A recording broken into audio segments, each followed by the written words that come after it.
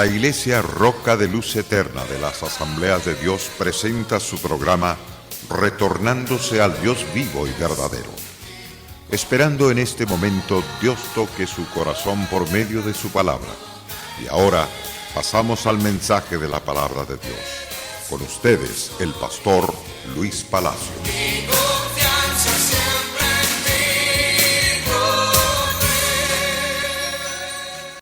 Estudiando las verdades supremas que hacen feliz al hombre que acepte estas verdades en su corazón. Toda verdad trae totalmente la dicha, la felicidad a aquellos que las practican, porque la paz de Dios inunda su corazón. Venimos estudiando respecto al vino. En el Antiguo Testamento vimos en los pasajes que estuvimos citando durante esa programación de ayer, de que en todos los sacrificios de toda clase de animales que se sacrificaban delante de Dios, se incluía en esos sacrificios la harina, el aceite y el vino.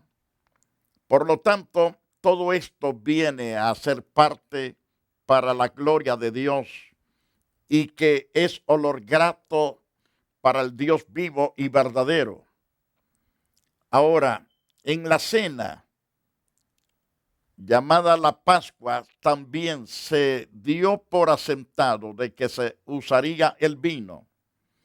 Por ejemplo, vemos que estaba sobre la mesa cuando Jesús celebró la Pascua por última vez con sus discípulos, de modo que pudo utilizarlo convenientemente al instituir la conmemoración de su muerte. La sangre de uvas de color rojo era una representación apropiada de la sangre sacrificatoria de nuestro único y Salvador Jesucristo. En aquella ocasión Jesús ciertamente se refirió a ese vino como este producto de la vid. Entonces, como esto ocurrió unos 7 meses después de la vendimia, no hay duda de que fue zumo fermentado de la vid.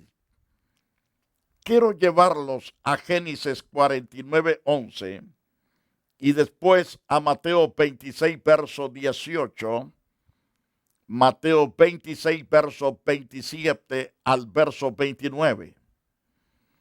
Dice en Génesis capítulo 49, versículo 11, atando a la vid su pollino, a la cepa el hijo de su asna, lavó en el vino su vestido y en la sangre de uvas su manto.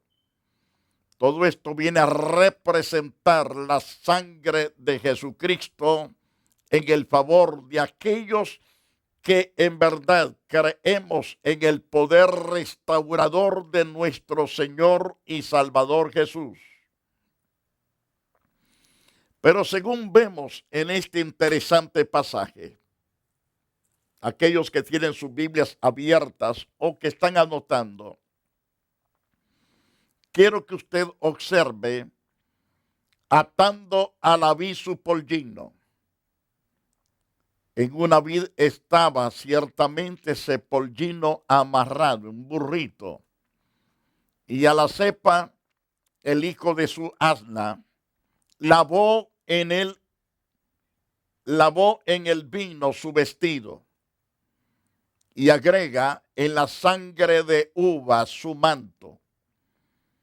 Esto viene el 100% a representar que Jesús iba a participar en la Santa Cena de este vino precioso que representaría su sangre. Pero si usted va a Génesis 49:12, también nos enseña sus ojos rojos del vino, sus dientes blancos de la leche. Esto nos enseña que sus ojos ciertamente estaban rojos del vino, sus ojos En este caso está hablando proféticamente en este pasaje que Jesús le correría su sangre por sus ojos porque le darían de golpes fuertemente en su rostro. Le sumirían una corona de espina. Esas espinas rompieron su cuero cabelludo porque fueron totalmente sumidas a la fuerza con mazo. Rompió su cuero cabelludo. Le chorrió sangre por los ojos. Entonces vemos que sus ojos rojos del vino, sus dientes blancos como la leche. ¿Qué significa esto? De que Jesús tiene pureza para hablar y tiene el poder para decretar su palabra de perdón al hombre y a la mujer que necesita el perdón. Cuando Jesús está en la cruz del Calvario, Él dijo claramente: Padre, perdónales porque no saben las cosas que hacen. Vemos la pureza de labios. Esto habla de dientes blancos completamente, porque Él habla la verdad y tiene compasión, tiene ternura. Al hombre que se humilla en la cruz, que reconoce su pecado y las razones por qué está colgado en la cruz, le dice al Señor: acuérdate de mí cuando vengas en tu reino. Mas Jesús le dijo: hoy mismo estarás conmigo en el paraíso, dando a entender con toda certeza que había pureza, misericordia en su corazón y en la boca de Cristo para salvar. Cuán interesante es esto. Pero en Mateo capítulo 26, verso 18, Él dijo: id a la ciudad a cierto hombre, decirle: el maestro dice, mi tiempo está cerca en tu casa, celebraré Pascua con mis discípulos. Tomando la copa y habiendo dado gracias, les dijo diciendo: bebed de ella todos, todos, porque esto es mi sangre del nuevo pacto que por muchos es derramada para remisión de los pecados. Y yo os digo que desde ahora no beberé más de este fruto de la vid hasta aquel día en que lo beba de nuevo con vosotros en el reino de mi Padre. Entonces, está participando el Señor del jugo de la vid. Ese es el vino que Él ha incluido. Ciertamente es un vino no embriagante tampoco, pero es importante saberlo. Aunque los corintios, dice Pablo, que se emborrachaban cuando estaban en la Santa Cena, Pablo tuvo que amonestar a esos borrachos porque estaban haciendo las cosas fuera del orden. Pero vemos a la luz de las Santas Escrituras que el Señor usó el jugo de la vid. Cuando se usa el jugo de la vid que no está fermentado, uno puede participarlo, no hay problema, no hay dificultades, nadie pierde el control, nadie pierde su juicio, permanece su juicio normal. Como lo indicó Jesús y comentó el médico Lucas, el vino tenía cierto valor medicinal también, como antiséptico, desinfectante y suave. Ahora, cuando un vino está ya fermentado, puede servir para colocarse en las heridas y puede sanar. El licor que se usa, llamado alcohol, que lo usamos mucho en las bebidas para el tiempo de la gripe, en los botecitos esos verdes o rojos que venden en las farmacias, casi la mayoría de esos para la tos en tiempo de catarro, vienen cargados de alcohol, pero sirven para limpiar todo el sistema respiratorio y sirve para los pulmones, para que se despejen, para aquellas personas que puedan también respirar mejor. Pero una vez que ya pasó eso, la persona no sigue usando más alcohol. Usa lo que es legítimo, lo que es correcto según los médicos. Ya si lo usa más allá de lo recetado, entonces lo va a llevar al fracaso. Comer mucha miel también corrompe. Una persona que llega a comer tanta miel le va a causar como laxante. Lo mismo cuando come demasiada sandía, le va a servir de laxante. Los extremos son los peligrosos, los desastrosos.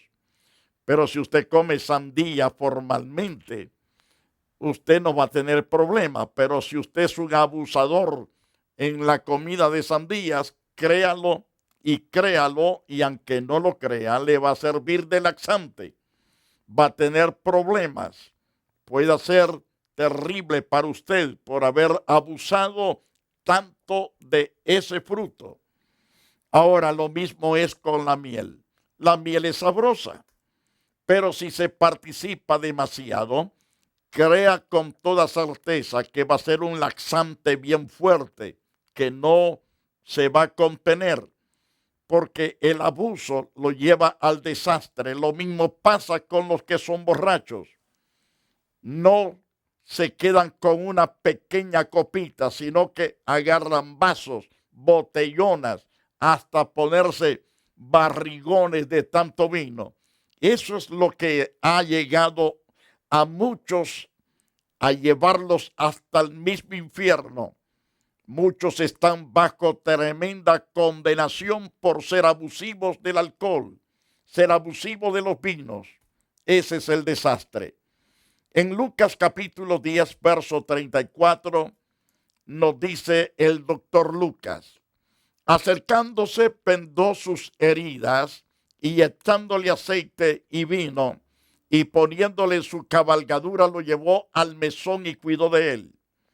Este es el buen samaritano, un hombre que encuentra a un hombre herido, golpeado por ladrones.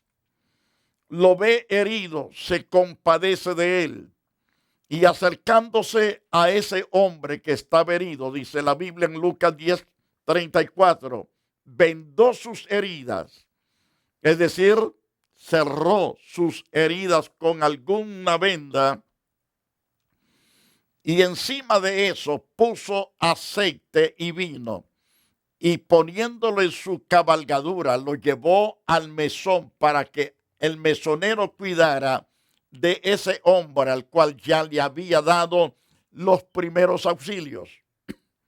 Entonces, aprendemos de este pasaje de que ciertamente el aceite y el vino servían para curar las heridas. Entonces es importante el vino. El vino que ya está listo, que está fermentado, sirve para curar, para vendar, no para emborracharse y ponerse fuera del orden. Es importante usarlo, pero para el bienestar, no para derribarse a sí mismo. La Biblia también lo recomienda como un remedio curativo en caso de ciertos trastornos intestinales, como en el caso que el apóstol Pablo aconseja a Timoteo en el capítulo 5, verso 23 de la primera carta. Pablo le aconseja: ya no bebas agua, sino usa un poco de vino a causa de tu estómago y de tus frecuentes casos de enfermedad. Entonces, un poco, no le dice toma todo lo que puedas hasta quedar noqueado, sino toma un poco. Era para aliviar su problema intestinal, no era para caer en 4 pies en el suelo o revolcarse como gusano mordido por las hormigas y todo empolvado y todo vomitado. No, no, no. Toma un poco para tu situación intestinal. Entonces, lo vemos claro en el pasaje: ya no bebas agua, sino usa de un poco de vino por causa de tu estómago y de tus frecuentes enfermedades. Este era un consejo médico acertado. Lo vemos también el consejo que da el doctor Salvador y Lucía profesor de medicina en la Universidad de California. Y entonces escriben estos maestros, estos profesores: el vino es la bebida dietética más antigua y y el agente medicinal más importante que se ha usado continuo a través de la historia del género humano. Recuerdo hace muchos años, yo era un pequeño, habían macheteado a un hombre, estaba sangrando. Y recuerdo que unos borrachos le dijeron a otras personas que cargaban con ese herido: él está desangrando demasiado, cómprense una pacha. En aquel tiempo esas pachas se llamaba, una de ellas Chepe Toño, la otra Tic Tac. Pues no recuerdo cuál de esas dos compraron, pero el asunto es que hicieron dos cosas. Le pusieron en las heridas al hombre herido. Dos, y le daban a cada momento un traguito para mitigar un poco el dolor. Eso es lo que hicieron, no lo embriagaron. Hasta los mismos borrachos dijeron: no lo embriaguen, solo denle un poquito para mitigar un poco el dolor. Y le ponían las heridas. Después de unos días, yo vi a aquel hombre regresar a casa con sus heridas sellándose, y aquel hombre cuerdo. Y murió ese hombre cerca de los 80 y más años, que más o menos recuerdo, si es que no llegó a los 90. Entonces, como dijeron estos doctores y estos profesores de la Universidad de California, y entonces que las bebidas dietéticas más antiguas es el vino, que sirve para curar tantas enfermedades. Como lo he dicho, pues sirve para usarse en muchas medicinas en tiempo de catarro. Realmente pocas otras sustancias accesibles al hombre se han recomendado tan extensamente por sus facultades curativas como los vinos. Contrario a la opinión errónea de algunas de las bebidas alcohólicas, no son estimulantes mentales, sino que en realidad son sedantes, calmantes del sistema nervioso central. No es para emborracharse. Den ustedes licor embriagante al que está a punto de perecer, vino a los que están amargados del alma, no como estimulante mental para que tales personas sean más conscientes de su desgracia, sino más bien, como dice el proverbio, para que pueda olvidarse de sus problemas. Proverbios capítulo 31, verso 6 y verso 7. Dice el pasaje: no es de los reyes, oh Lemuel, no es de los reyes beber vino, ni de los príncipes tampoco la sidra, no es para ellos la cerveza, no sea que bebiendo olviden la ley y perviertan el derecho de todos los afligidos. Y entonces el consejo que se da en el verso 6: da la sidra al desfallecido, y el vino a los de amargado de ánimo. A ellos dales el vino, porque se encuentran enfermos. Proverbios 31, 7. Beban y olvídense de su necesidad, y de su miseria no se acuerden más. Ese es el consejo que hallamos en Proverbios capítulo 31, desde el verso 1 en adelante. Los romanos tenían la antigua costumbre de dar a los criminales vino mezclado con droga para mitigar el dolor de la ejecución. Eso era para llevarlos a la muerte.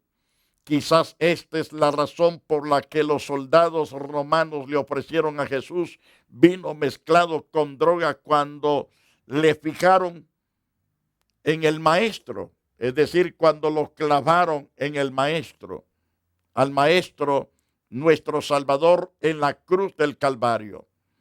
Entonces le ofrecieron vino mezclado ahí con ciertas cosas, y el Señor no quiso tomarlas. Según Marcos capítulo 15, verso 23. Fíjese lo que dice en ese pasaje. Le dieron a beber vino mezclado con mirra, mas él no lo tomó. No quiso tomar aquello que estaba mezclado. Probablemente si no hubiera estado mezclado lo hubiera tomado, pero estaba mezclado. Es obvio que el vino es uno de los dones incluidos entre las bendiciones que Jehová ha dado a la humanidad. Tal vez esto suene pesado y fuerte, fuera de sí para muchos. Pero el vino regocija el corazón del hombre mortal y pone al corazón de humor alegre. Sí, pastor, es lo que dice Dios en su palabra. Anoten para aquellos que están escribiendo. Salmos 104:15. Recalcando la cita correcta. Salmos 104, verso 15. Esther 1:10. Segundo de Samuel 13:28. Eclesiastés capítulo 2, verso 3. Eclesiastés capítulo 10, versículo 19. Zacarías capítulo 10, verso 7. En esas porciones bíblicas, el vino regocija el corazón del hombre mortal, pone al corazón de humor alegre. Así enseñan esos pasajes bíblicos. Si quiere usted leerlos, y si no, escuche lo que Dios dice en su palabra. El vino que alegra el corazón del hombre, el aceite que hace brillar el rostro y el pan que sustenta la vida del hombre. Es lo que dice el Salmos capítulo 104, verso 15. Esther 1:10. El séptimo día estando el corazón del rey alegre del vino. Estaba feliz el rey porque en verdad el mismo vino había alegrado su corazón. Segundo de Samuel 13, verso 28. Os ruego que miréis cuando el corazón de Amón esté alegre por el vino. Entonces eso de entender que produce alegría. Según Eclesiastés 2:3, propuse en mi corazón agasajar mi carne con vino. Otro pasaje es Eclesiastés 19, 10-19. Eclesiastés 10:19.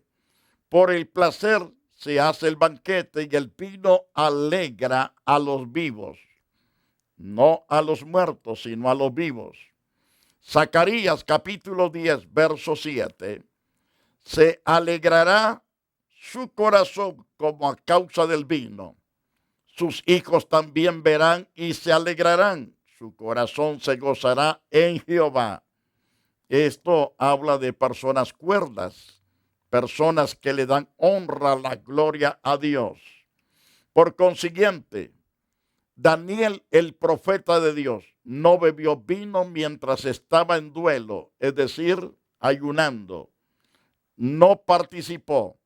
¿Cómo lo sabemos? Nos dice Daniel 10:2. En aquellos días yo, Daniel, estuve afligido por espacio de 3 semanas. No comí manjar delicado, ni entró vino en mi boca. Es decir, ni entró en mi boca carne, ni vino. Eso de entender que el profeta bebía vino. Pero en esta ocasión que está ayunando, se abstiene de ello. Un suministro abundante de vino simbolizado por la vid en la expresión repetida con frecuencia, sentarse bajo la propia vid y la propia higuera, indican prosperidad, seguridad bajo la gobernación justa de Jehová de los ejércitos. Y esto viene para todo el pueblo justo de Dios, cuando el Señor venga a reinar sobre la faz de la tierra y sea el Rey de Reyes en todas las naciones.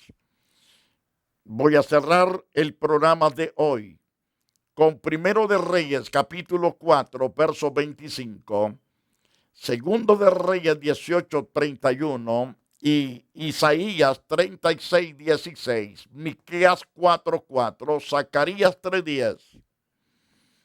Según Primero de Reyes 4:25, dice que Judá e Israel vivían seguros, cada uno debajo de su parra y debajo de su higuera. Eran ciertamente la plantación de donde se sacaba el vino. También, si usted sigue leyendo el pasaje, era desde Dan hasta Berseba, todos los días de Salomón. Había abundancia de vino, de higueras, de parra que producían el vino, es decir, del fruto que producían estas parras. Segundo de Reyes 18, 31. Haced conmigo paz y salid a mí. Coma cada uno de su vid y de su higuera, beba cada uno de las aguas de su pozo. Por supuesto que este fue un rey pagano el que dijo estas cosas. Haced conmigo paz y salid a mí, coma cada uno de su viña y cada uno de su higuera y beba cada cual las aguas de su pozo. A través de Miqueas capítulo 4, verso 4, se sentará cada uno debajo de su vid y debajo de su higuera. No habrá quien los amedrente, porque la boca de Jehová de los ejércitos ha hablado. Según Miqueas 4, 5 nos dice esta verdad preciosa. Aunque todos los pueblos anden cada uno en el nombre de su Dios, nosotros con todo andaremos en el nombre de nuestro Dios eternamente y para siempre. Zacarías 3:10. En aquel día, dice Jehová de los ejércitos, cada uno de vosotros convidará a su compañero debajo de su vid, debajo de su higuera. Entonces, a la luz de estos pasajes entendemos que es una bendición el vino participado disciplinadamente, con honestidad, para la gloria de Dios. Ahora se habla del vino que no te llevará a la destrucción, no te llevará a golpear, no te llevará a hacer cosas fuera del orden. Por lo tanto, si participas de vino, participa del vino que no te embriague, que no te destruya, que no te derribe. Que Dios te bendiga y te guarde para siempre. Busca a Dios sobre todas las cosas, teme a Dios, anda en obediencia y tendrás la paz de Dios contigo y su presencia. Padre, gracias por los televidentes, los bendigo en tu nombre. Guárdalos, prospéralos, bendícelos, porque tuyos son. Oh Dios, trae cambios a sus vidas, a sus familias. Bendice sus negocios, bendícelos en su trabajo, bendícelos con salud y bendícelos con la salvación en Cristo Jesús, Señor nuestro. La Iglesia Roca de Luz Eterna de las Asambleas de Dios y su pastor Luis Antonio Palacio presentaron su programa Retornándose al Dios vivo y verdadero. Nos gustaría conocerlos. Visítanos en el 605 East 42 Street, Los Ángeles, California 90011. Si desea una copia del programa de hoy, escríbanos a la misma dirección. También a través de Facebook, Iglesia Roca de Luz Eterna, Asambleas de Dios. Escúchanos las 24 horas en www.radioroca.org. Dios te bendiga.